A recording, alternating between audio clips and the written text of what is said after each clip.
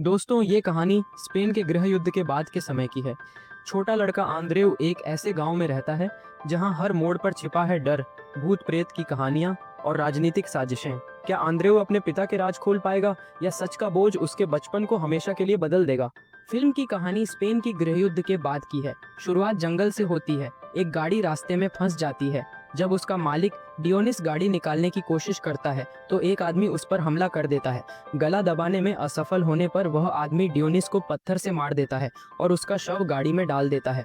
यह सब एक छोटा बच्चा छिपकर देख लेता है। हमलावर गाड़ी को खाई के किनारे ले जाता है।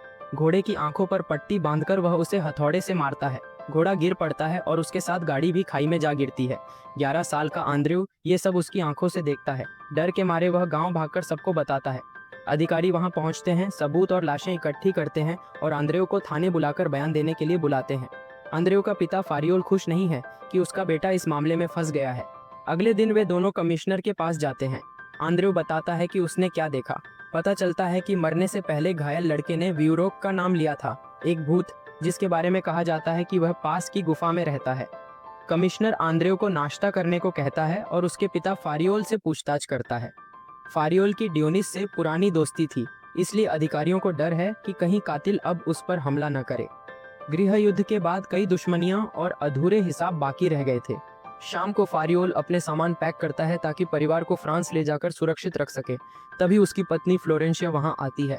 दोनों के बीच झगड़ा होता है और आंद्रेव छिपकर उनकी बातचीत सुनता है, जो धीरे धीरे उनके रिश्ते की बातें बन जाती है। फैक्ट्री में काम की वजह से माँ बेटे की देखभाल नहीं कर पाती, इसलिए आंद्रेव को उसके पिता के साथ दादी के घर भेज दिया जाता है।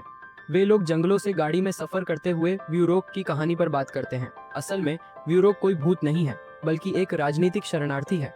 दादी के घर पर सिर्फ दादी ही नहीं, बल्कि दो बुआएं, पिता की बहन और कुछ बच्चे भी रहते हैं। वहीं उसका बड़ा चचेरा भाई और चचेरी बहन नूरिया भी है, जो हाल ही में फ्रांस से आई है। आंद्रेव देखता है कि उसकी चचेरी बहन नूरिया का हाथ पर चोट लगी है। दरअसल यह ग्रेनेड के हादसे की वजह से हुआ था। कुछ समय बाद आंद्रेव अपने पिता से अलविदा लेता है।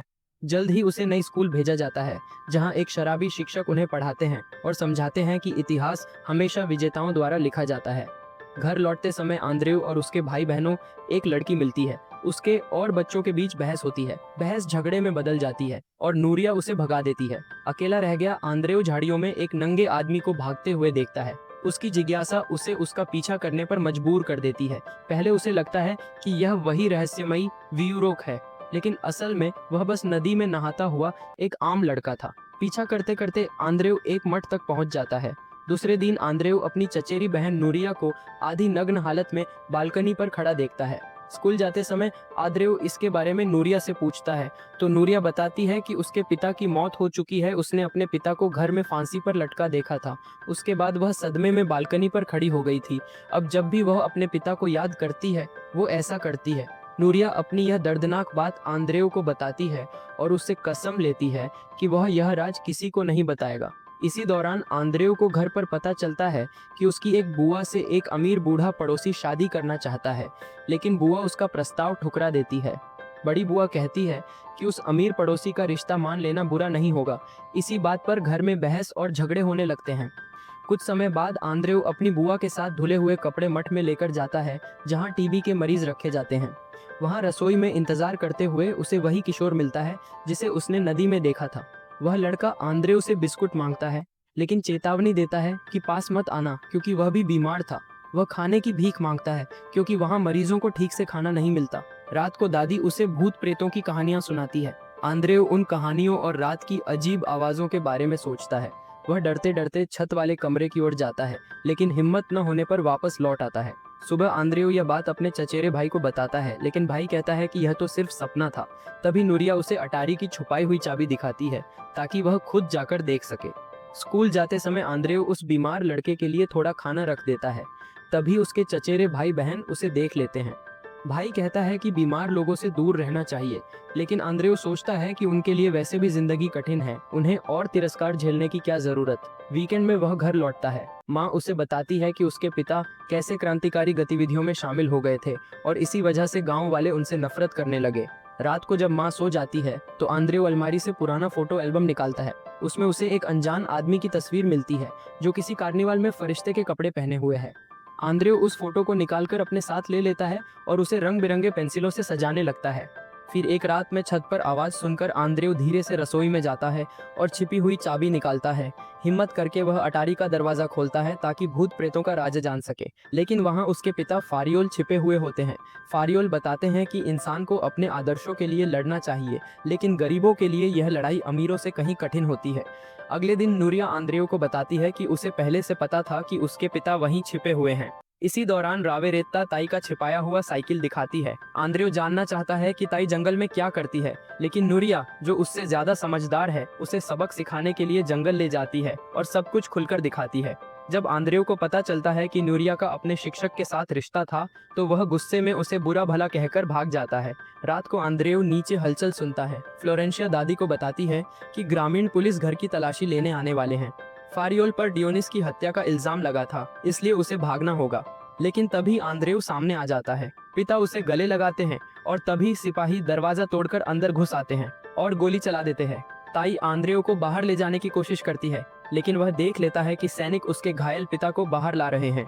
जाते जाते फारियोल उसकी पत्नी को बताता है कि वह अमीर और प्रभावशाली मैडम मनुबिन्स से जाकर मदद मांगे। अगले दिन माँ आंद्रेव को साथ लेकर अमीर औरत मैडम मनुबिन्स के घर जाती है। फ्लोरेंशिया बेटे से कहती है कि यह औरत बच्चों को पसंद करती है, इसलिए उसे अच्छा बर्ताव करना होगा। मनुबिन्स, जो एक भारी भरकम औरत है, फ्लोरेंशिया की बात सुनती है। फिर आंद्रेव को चाय पीने भेज देती है और माँ से अकेले में बात करती है। आखिरकार वह मेयर को एक सिफारिशी पत्र लिखती है, लेकिन साफ कहती है कि उसे यकीन नहीं है कि फारियोल निर्दोष है। अमीर लोग नियम से कम्युनिस्ट की मदद नहीं करते थे। शहर की कचहरी में आंद्रेव छिपकर मेयर और फ्लोरेंशिया की बातचीत सुनता है। मामला सही ढंग से नहीं चलता। दरअसल मेयर, जो पहले फ्लोरेंशिया का चाहने वाला था, अब अपनी पुरानी ख्वाहिश पूरी करना चाहता है। शाम को आंद्रेव नूरिया के साथ कब्रिस्तान जाता है ताकि व्यूरोक की कब्र देख सके। रास्ते में उन्हें डियोनिस की विधवा पत्नी मिलती है, जो दुहक के कारण पागल हो गई है। नूरिया अपने चचेरे भाई को वह कब्र दिखाती है जिस पर वही नाम लिखा है जो आंद्रेव ने माँ की चोरी की हुई तस्वीर पर देखा था। तभी अचानक विधवा आ जाती है और बताती है कि इस कब्र पर ताजे फूल फ्लोरेंशिया ही चढ़ाती है। वह यह भी बताती है कि यहाँ दफन शख्स को गांव के समलैंगिकों ने शारीरिक तौर पर नुकसान पहुंचाकर मार डाला था। घर लौटकर आंद्रेव माँ से उस व्यूरोक के बारे में पूछता है, जिसके बारे में कहा जाता है कि वह पास की गुफा में रहता है, लेकिन माँ आंद्रेव के सवालों का सीधे जवाब नहीं देती। फिर आंद्रेव नूरिया के साथ गुफा में जाता है ताकि खुद पता लगा सके। वहाँ उन्हें दीवार पर खुरचे हुए नाम दिखते हैं, डियोनिस और एव, शायद फारियोल का छोटा नाम। यह देखकर आंद्रेव निराश हो जाता है और जाने लगता है, लेकिन नूरिया खो जाने पर वापस लौटता है। तभी वह एक उल्लू देखता है, जिसे कहानियों में मौत का संकेत माना जाता है। घबराहट और भावनाओं से भरकर उसे अजीब सी कल्पनाएं होने लगती हैं। उसे भ्रम होता है कि गांव के लोग, जिनका नेतृत्व एक युवा और उसके साथी डियोनिस कर रहे हैं, एक समलैंगिक व्यक्ति को पकड़कर उसे बंध्याकरण करने ले जा रहे हैं। बंध्याकरण को पुरुष को प्रजनन से रोकना कहा जा सकता है। यह भयावह दृश्य दरअसल एक बुरा सपना ही निकलता है। इसके बाद आंद्रेव अपनी माँ से झगड़ता है। तब फ्लोरेंशिया सच बताती है कि फारियोल ने एक गंदी नौकरी स्वीकार कर ली थी। अमीर महिला मनुबिन्स ने उन्हें पैसे दिए थे ताकि वे उस समलैंगिक आदमी को इतना डरा दें कि वह गांव छोड़कर चला जाए। लेकिन डियोनिस अपनी क्रूर प्रवृत्ति के कारण हद से आगे बढ़ गया। फिर आंद्रेव और उसकी माँ जेल में फारियोल से मिलने जाते हैं। फ्लोरेंशिया पूरी कोशिश करती है, लेकिन फारियोल यकीन कर चुका है कि उसके लिए सब खत्म हो चुका है, क्योंकि गांव के बहुत लोग उससे नफरत करते हैं।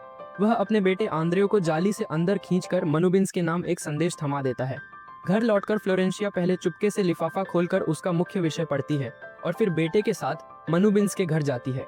इसके बाद आंद्रेव को दादी से पता चलता है कि मनुबिन्स ने अपना इकलौता बेटा खो दिया था।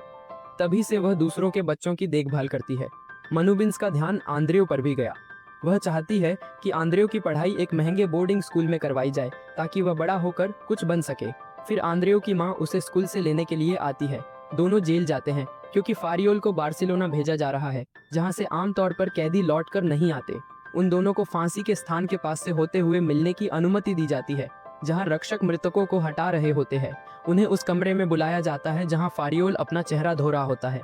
फारियोल अपने बेटे से बात करता है। रात में उल्लू के चिल्लाने की घटना के बारे में बताकर वह आंद्रेव को सलाह देता है कि अपने आदर्शों को कभी न भूले।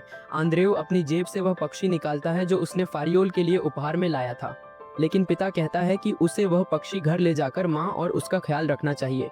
फारियोल कहता है कि उसके पास अब ज्यादा समय नहीं है। फिर आंद्रेव को कमरे से बाहर कर दिया जाता है ताकि पिता और माँ अकेले अंतिम बार बात कर सकें।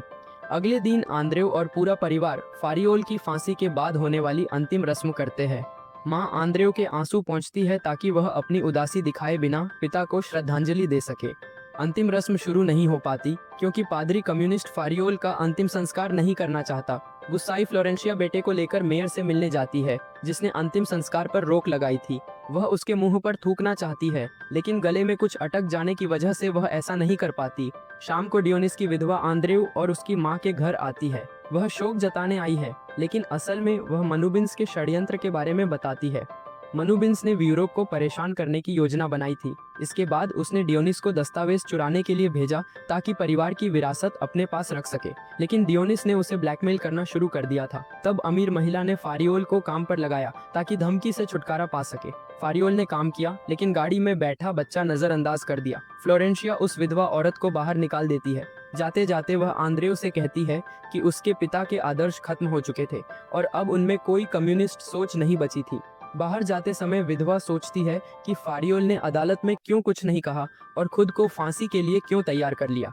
उसके के जाने के बाद माँ आंद्रेव से बताती है कि उनके पास और कोई विकल्प नहीं था। गुस्से में आंद्रेव उसे धक्का देता है और छत पर भाग जाता है, जहाँ उसके पिता के पक्षी पिंजरे में रखे हैं। वह उन्हें तोड़ देता है और पिता की विरासत नष्ट कर देता है। फिर आंद्रेव दादी के पास भागता है और अटारी में सब कुछ तोड़ देता है जहाँ फारियोल छिपा था। बाद में दादी उसे मनुबिन्स दंपत्ति के पास ले जाती है। मनुबिन्स से सुझाव देती है कि उसे एक प्राइवेट स्कूल में भेजा जाए जो उसके भविष्य के लिए बड़े अवसर खोलेगा। सबसे अच्छी बात यह है कि इसके लिए माँ को कोई खर्चा नहीं करना पड़ेगा, बल्कि उसके लिए आसान होगा क्योंकि उसे बेटे की देखभाल नहीं करनी पड़ेगी और माँ पहले ही इससे सहमत हो चुकी थी। इसके बाद आंद्रेव और नूरिया एक रिवाज करते हैं। नूरिया ने अपने हाथ की हड्डियों के टुकड़े लाए थे जो ग्रेनेड के हादसे में टूट गई थी। हादसे के बाद उसके दोस्तों ने उन्हें इकट्ठा किया था। उसने 2 पक्षियों को भी जिंदा दफन किया था। उसकी मौत और रिवाजों की बातें सुनकर आंद्रेव गुस्सा हो जाता है और उसे पागल कहकर चला जाता है। जाते जाते उसे वह बीमार लड़का मिलता है। वो लड़का कहता है कि नूरिया बहुत खतरनाक लड़की है और उससे दूर रहना बेहतर है। आंद्रेव उसके पास जाकर उसे गले लगाता है। फिर घर लौटकर वह सुनता है कि उसकी माँ ने मनुबिन्स से बात कर ली है और उसे यह प्रस्ताव स्वीकार कर लेना चाहिए। आंद्रेव अपनी स्थिति स्पष्ट करता है, वह झूठ में जीना नहीं चाहता। माँ उसे बाहर ले जाती है ताकि वह उसे मनाए। आंद्रेव समझता है कि मनुबिन्स उसके पिता की मौत के लिए जिम्मेदार हैं, फिर भी वह बेहतर जीवन के लिए जाने के लिए तैयार हो जाता है। नूरिया उसे द्रोही कहती है, लेकिन उसे परवाह नहीं होती। अगले दिन मनुबिन्स की कार आंद्रेव को लेने आती है। वह परिवार से अलविदा कहता है, लेकिन घर के पास कुछ कदम चलते ही ठिठक जाता है। अगले दिन में वह प्राइवेट स्कूल में पहुंच चुका है। फिर एक दिन कक्षा का दरवाजा खुलता है और उसे बाहर आने के लिए कहा जाता है। वहां उसकी माँ आती है। आंद्रेव ठंडा और दूरी बनाकर पेश आता है। पिता के बारे में कुछ सुनना नहीं चाहता। माँ जाते समय कहती है कि पिता ने मनुबिन्स के बदले खुद को बेहतर जीवन के लिए सुरक्षित रखा। छोटे से संवाद के बाद आंद्रेव अपनी माँ को जाते वक्त कांच से देखते हुए विदा करता है और आंसू पोंछता हुआ कक्षा में आता है। आंद्रेव कक्षा में प्रवेश करता है और दरवाजा बंद कर देता है और इसी के साथ यह कहानी यहीं पर खत्म हो जाती है। आंद्रेव ने अपने अतीत से दूरी बना ली और नए जीवन की ओर कदम बढ़ाया। कक्षा का दरवाजा बंद होना उसके पुराने जीवन का प्रतीक बन गया। अब वह अपने रास्ते पर अकेले लेकिन मजबूत और स्वतंत्र है। कभी कभी कुछ यादें लौट कर आती हैं, लेकिन आंद्रेव जानता है कि भविष्य की चुनौतियां और अवसर उसके हाथ में हैं। यही उसकी नई शुरुआत है।